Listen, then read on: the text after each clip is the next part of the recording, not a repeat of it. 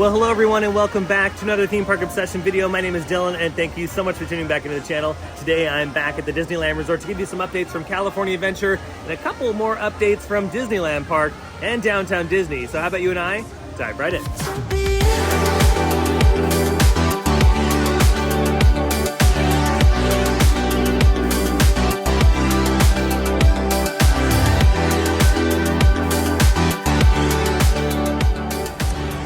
And bam, we're back at the Disneyland Resort. We're gonna be checking up on a few more updates today and of course have some fun like always. Look, the gift shops are multiplying. There's one on this side too. We're gonna start off with California Adventure first, since we covered Disneyland in the last one. But don't worry, we're gonna jump back over to Disneyland very quickly because there's some Treehouse news to talk about. Already made it into a busy California Adventure. Yeah, Buena Vista Street is popping today. But you know what's great? The trolley acts as a good plow because the trolley can just plow through everyone, free up the streets a little bit, then you can make your next move to your next attraction. Oh yeah, I love cloudy days like today. This feels more like fall, and thankfully the past couple days it's been like this. Not as hot, feels more like the season, and it's a nice transition into the winter. Now I'm just fingers crossed that it stays cold like this throughout the winter. Last year we had a lot of rain, and I'm actually hoping we get some more rain this year too. Now we're gonna be doing a lap around the park starting in Grizzly Peak Airfield, and look at that in the distance. The holiday decorations are starting to appear. I always love what they do to the pine trees here. They got all the popcorn and cranberries in them, and then they have all the lanterns, and at night this looks so good. And it looks like they're almost done with this one. They have the lanterns up in it, but they don't have the strings of popcorn just yet. Thankfully they're making some more. Ooh, and if you look closely, they are also decorating these trees over here. These ones have the multicolored lights in them in the mason jars. Again, a really cute touch to this area of the park. It totally fits. Too bad they don't put any decorations in this area, but I could see why. The attraction's over here, so it is kind of difficult to put up some decorations in this area with the water ride right here. But yeah, I do love all the country kind of decorations. It reminds me of my best friend Hannah up in Michigan. They decorate their place very similar to how this is all decorated here, and it totally reminds me of all of them up there. So shout out to you guys. I know you guys are watching. It's funny, they have all the water running, but I don't think Grizzly River Run is open right now. It might temporarily be closed. Oh wait, no, there's a raft right there. Did they test it? Oh yeah, it's in its little testing phase. So it might have been temporarily down and they're just sending one through to make sure everything's A-okay. It's actually kind of a little chilly right now, so I don't know if too many people are gonna be going on this. Oh yeah, we got some more decorations up in here too. So we're kind of rounding the bend. It's funny, two holidays are colliding because they have all the Halloween stuff up. Because this is one of the treat trails. It's actually one of the experience trails, the Villains Grove. And I hope in the future they do more of these walkthrough experiences. Michael and I were talking about the other day. Yeah, they should do like an Alice in Wonderland indoor walkthrough experience. They could do like other villain characters, like a Maleficent walkthrough would be really cool.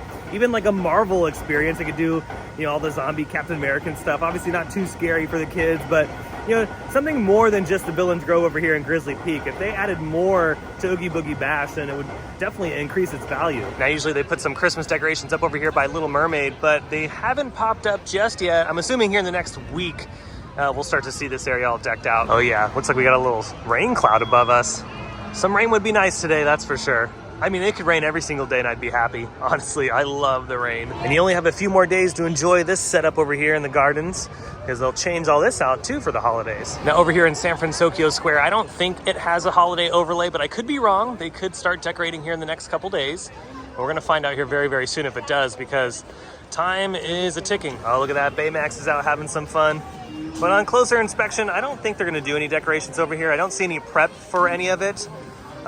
And honestly, the more I'm looking at it, I think Christmas decorations in this area would make it look too much like a hoarder house. I think TLC would come in here and film an episode of Hoarders if they put even more in this area. I feel like there's just a lot. Now, one land that I do know for a fact they will decorate in is this one right here, Cars Land. They have a beautiful Christmas overlay for Cars Land, just like for Halloween. Awesome shot of the cars going over the hill there. Such a fun ride. And for those that have never been on Radiator Springs Racers, if you love Test Track at Epcot and you've been on that one, you're gonna really enjoy this ride. It's got a great mixed bag of thrilling moments like this outdoor portion, and on the inside of the show building there, they have some good storytelling elements. So overall, it's a really good attraction. Yeah, the turnover for Cars Land decorations is very quick. Obviously, they have to keep all the Halloween stuff up until Halloween, and then after that day, they load in all the Christmas stuff, and they just have a few days to accomplish the final look, which is pretty impressive if I say so myself. Here in Avengers Campus, there's no sign of Christmas just yet, but I do know they throw some little decorations up here because they do a Christmas show. But yeah, again, no signs of that just yet. They got some shrubs all set up over here by the Hyperion. Now these are the real ones, so these are legit. Now if you see the fake ones, don't listen to them. Don't listen to the fake shrubs. And this is for nothing new. They're not building the Avengers E-ticket over here. This is just for a special event. And over here at Schmoozies, it's still down, temporarily closed. You know, maybe they are building a roller coaster in here. Alrighty, that's pretty much all the exciting stuff over at California Adventure. Let's jump over to Disneyland real quick because, yeah, we need to talk about the Treehouse. I can't believe Halloween is just a couple days away, and that means that our little friends the top of the turnstiles here are going to be going back into storage. Sad faces for sure. Alrighty, made it in the park. Didn't get the train, but we got the monorail. Monorail's cruising on by, so I guess that counts, right? And just a quick little pit stop here on Main Street at the Opera House. For those that don't know, Once Upon a Studio is playing in here for a limited time. Don't worry, it's not playing in the Great Moments with Mr. Lincoln attraction. That's always going to be the way it is. This is playing on that like TV screen that is right next to all like the museum kind of stuff, like all the concept art and the models that they have in there. So yeah, if you haven't checked that out, here you go. You can check it out here at the Opera House. And just real quick before we move on, I just want to give a huge shout out to everyone who watches the channel and enjoys all the videos, not just from Disneyland, but all over the place. Universal Studios, Six Flags, SeaWorld, all the parks that we travel to. Thank you so much for everything. I always keep it real here on the channel, and I'm so happy that so many of you from around the world are enjoying everything that I produce here on Theme Park Obsession, so thank you so much. Moving on though, here we go. Treehouse. Finally, we have some news about the Treehouse. The Adventureland Treehouse, inspired by Swiss Family Robinson, that's been in construction for 100 years, is finally going to open. Disney at first just gave us a very vague estimate at when this was going to be opening. They just said sometime in the fall, early winter, and that was pretty much all they gave us. But at the time of making this video, they made it official. The Treehouse, the Adventureland Treehouse, inspired by Swiss Family Robinson, will be officially opening up on November 10th, which is the same day that the Disneyland Resort kicks off the holiday season. So not only is it going to be a very busy day in the park, but it's going to be pretty exciting because this will finally be ready to go. It's going to be nice to finally have this open. I mean, yeah, they were working on it for so long. There was probably something more to the story than meets the eye when they were working on this. This wasn't just some simple cosmetic thing. There was probably some infrastructure stuff that they had to take care of. Obviously, the Tarzan's Treehouse attraction was here for a very, very long time, and I don't think they really had time to work on major infrastructure until the point of them transitioning it into the Swiss Family Robinson again. So I think that's what they were doing. I think they were working on some serious foundation things and maybe a few other little tidbits here and there. And I'm assuming that we have some interactive stuff in the Treehouse now as well. Now, I'm glad that the Treehouse is opening here in the next couple days, but my big thing is I hope for future projects, Disney just speeds it up a little bit. I know that Disney likes to take their time because they're very meticulous and they like to be as detailed as possible, and that's fine and dandy. I love the details. That's what makes Disney so special sometimes. But the only reason why I say that they should speed things up is their competitor, Universal Studios, which I think is the closest competitor to Disney out there, to be honest, doesn't take that long to achieve sometimes the same quality as Disney does. So I think Disney could speed it up. And I know they have a couple things in the pipeline that they've made public, like the Avatar expansion and the Avengers E-ticket attraction over at California Adventure. And my hope is that those two attractions obviously can be sped up just a little bit quicker so we can enjoy them before we're all dead. I mean, let's be real, at their current pace, I don't think we're gonna see Avatar here at Disneyland until 2030. And you know, as far as the Avengers E-ticket attraction, I'm thinking maybe 2028 at the earliest. I would like to be wrong though. I want Disney to speed things up just like Universal can build things really quickly. I think Disney could do the same thing. They just gotta work with the same sort of urgency as Universal does. They need to be aggressive, and I think being aggressive is a good thing in the theme park industry. And we don't just see it with Universal, there's other parks around the world that actually build things pretty quickly as well. I think Disney could work pretty fast. They worked pretty quickly on Galaxy's Edge. They built that land relatively fast, so I don't see why they can't do that with the Avengers E-ticket ride and Pandora. Here, let's make a bet real quick. When's this time capsule supposed to open?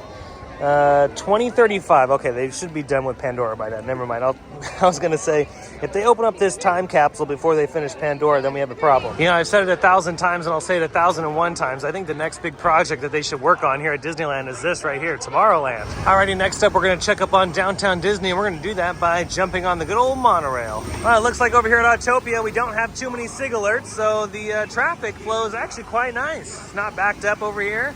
We have one stalled car right here, but that's okay. Yeah, Autopia can get pretty crazy, so it's always good to check up on it. Oh yeah, you gotta love the golden hour at the Disneyland Resort. It's so beautiful, especially with all these clouds.